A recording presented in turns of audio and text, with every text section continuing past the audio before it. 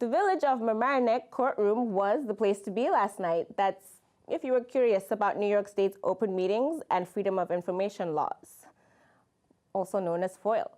Bob Freeman, the executive director of the New York State Committee on Open Government, answered quite a few interesting questions. Even Hillary Clinton and Ivanka Trump's emails were brought up. Here's a look at his answer to an interesting question about executive sessions. We had a resident come to the board with a complaint about the police enforcement of a 4th of July community party they were having.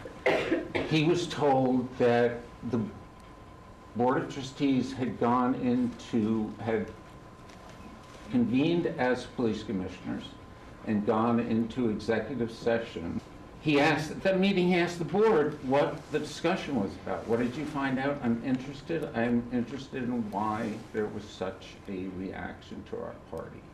He was told the discussion we had with the police chief was in reaction to your comments you made at the last meeting, in that we wanted to understand a bit more. That was an executive session where we are not permitted to tell you what we discussed. Whoever said that? That's why we are not saying anything, because legally we are not permitted to have that discussion in public.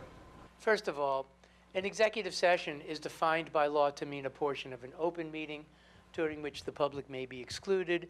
Every meeting has to be preceded by notice of the time and place. Now, assuming that the village board acts as the board of police commissioners or whatever, that too would be a public body covered by the open meetings law. The meeting, in my opinion, should have been preceded by notice. It was, okay. It has to be convened open to the public. From there, if there's a basis for entry into executive session, the procedure that we just described should be followed. The open meetings law says that a board may enter into an executive session to discuss certain issues. It doesn't have to. What if there's a valid basis for going into an executive session? Somebody wants to discuss the employment history of the who knows what, a village employee. If the board wants to go into an executive session, it may choose to do so. But there's no requirement that it must. If they want to discuss so-and-so's performance in public, they can do that. They can do that. So there is nothing inherently confidential about an executive session.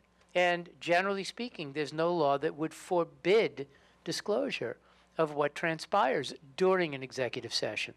Now, there is an exception, in my opinion, that might have applied in your situation.